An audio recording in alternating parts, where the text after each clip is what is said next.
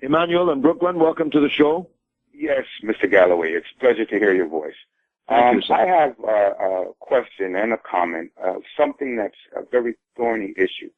It has to do with this perception of race, and especially as it applies to what would be considered self-identified white progressives. And I say self-identified for a reason, because it seems to me whenever there's an issue that comes up, that it might be a human issue, that it's just an issue of injustice, and it happens to be considered a racial issue, that somehow white progressives, especially in this country, seem to want to shy away from the blatant fact of what it is.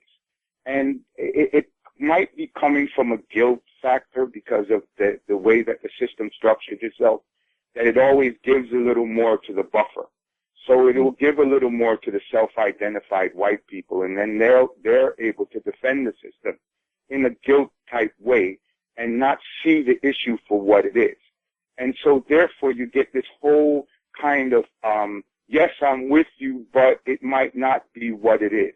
And there's this kind of delusion that goes along with quote-unquote white progressivism that really is like a cog in the system, in terms of actually getting to fight against that system of injustice, because I think that people who self-identify as white usually end up getting a little bit more crumbs off of the table. So they're more reluctant to go with the human factor of the situation instead of denouncing their whiteness.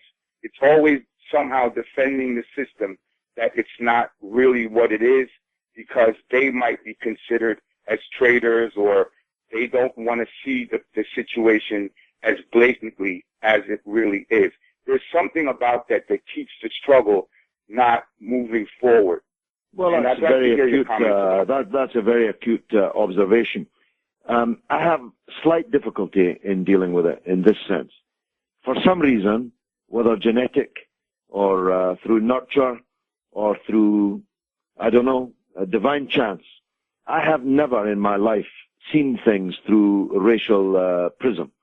Ife, my friend who's running this show, is a really cool, fabulous black woman. And I've been lucky enough to meet her a few times. And I never felt in any sense that she was any different to me.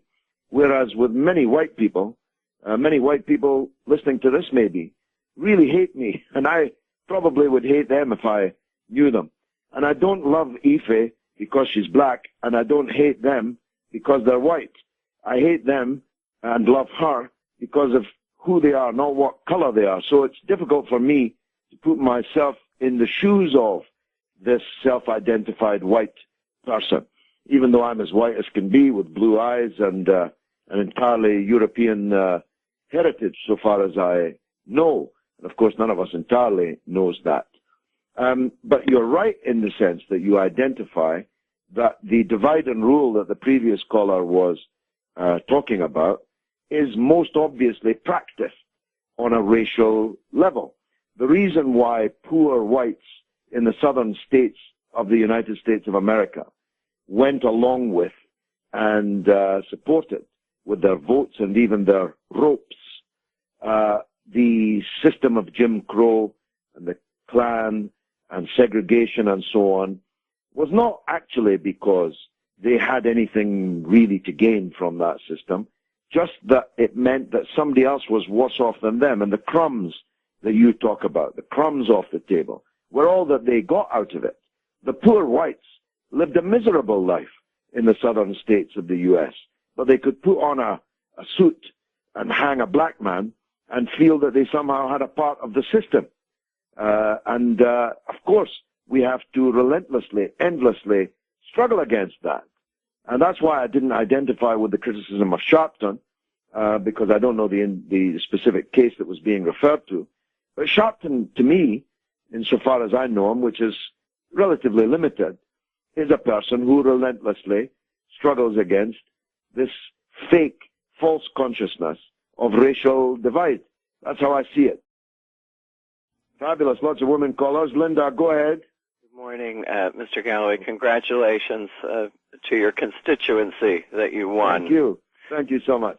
to the gentleman who was a couple of callers before me speaking about whites vis-a-vis, or progressives vis-a-vis black Americans. To me, if we were to spend the next 20 years just dropping everything on the left and working on nothing but the issue of racial justice, we might get 10% of the goal achieved. The vitriol, the bigotry, etc., against blacks in the United States right now, even by my white friends, who are not malignant in their bigotry, they're quiet about it, is still so enormous, and it's a tragedy. It makes me cry. A black person is a black person 24/7. We can't let that issue rest. And no, I agree with that. It is terrible. The only caveat I would make is this, and this is something I've practiced all my life. If I meet a racist, I don't walk by. Nor do I. And I don't slap their face. No. I engage with them. Yeah. And I did it a lot in Bradford. There's a lot of really poor whites in Bradford who have, through this false consciousness, become people who blame the other. Yeah. Not the rich. They don't blame the system. They don't blame the politicians. They identify to a grotesque extent with British imperial war and so on. But they blame the person who's different to them in the same street, and who moreover has a better sense of community and society than they do. They go to mosques, they have clubs, they have halls that they meet in, never very good, but they meet, and they have a collectivity, which poor white people don't have. And the poor white person has privatized himself into his own family, or even into himself. Often they don't have a family, or they've lost it. And they take recourse in alcohol and sometimes in drugs, and certainly often in hatred and alienation. So I engage these people. I go after them. If they shout abuse at me, I go after them. Literally go after them. I touch their shoulder and turn them round and force them to talk to me. And I give them my phone number. There's one young man in particular, by the name of Nicky, who I won his heart. And yet he turned up at the launch of my campaign to shout abuse in defense of British imperial policy. But I talked that fellow round. I persuaded him that his interests were the same as the black guy up the road. His interests for a job, for security, for a better life were exactly the same. The only thing different between him and them was that they prayed and their face was slightly more brown than his. Well, I agree with you, George. But one thing I'd like to refer people to, I don't know whether it's on Google. This Mike Wallace died this week. The journalist, 93, died at 93. I just saw that a minute ago, And I would encourage people to, if it's on Google or somewhere, to check out the interview that he did with Lorraine Hansberry, the playwright who wrote Raisin in the Sun, probably in the 60s. And for both blacks and whites. Now, she was raised in an upper middle class family in New York. Mike Wallace didn't know what he was about to encounter. He went in there with all of his assumptions about blacks, which he'd been raised with. And he did not engage her as a human being. She became a target in the interview of every inadequacy he felt. And anyway, what I wanted to... Very interesting. No, very interesting. You made your point very well. To check it out, that the assumptions that we make about other races are based on our own inadequacies from the way we've been treated by this system. We pass it on, and it's our great loss not to re-examine that. And if we can convince people that by eliminating other people from our consciousness, etc., if nothing else, it's already happened to us. The fact that we're doing it to others. Anyway, I can't even speak anymore. You made some great points. Thanks very much for the call, George. indeed. Hey, how you doing? Mike in New Jersey, welcome to the show. Great show. Look, my descendants are all European, And on any given day, I could be an Italian, I could be a Puerto Rican, I could even pass for a Mexican. This idea of whiteness or blackness or whatever the color, as long as those color designations, by the way, I've never seen a yellow man, as one famous man on one of the shows on BAI said, I've never seen a yellow man. This identification with this color, whiteness, profits certain types of people and disenfranchises others, and the same thing with blackness. The minute you play into this color thing, I've never seen, explain to me what a Hispanic is, because I'd like to know. I've got Hispanic friends. It's not even a race.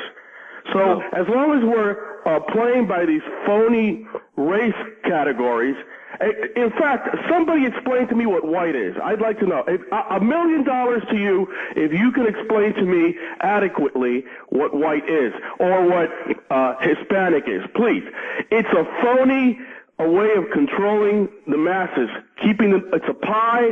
You got the most of them identify with white. You keep those pitted against the other ones. It's that simple. Color is phony. Disassociate yourself from color, and everything will be fine.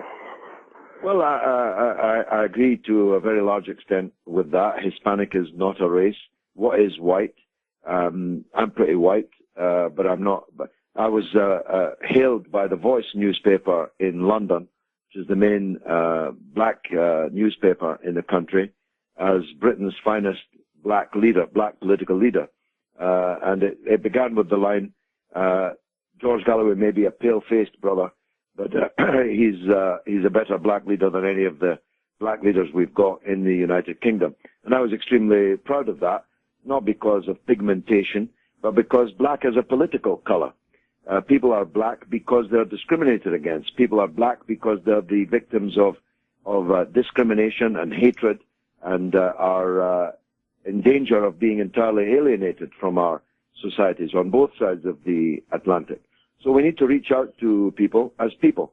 As it happens, I'm a religious believer.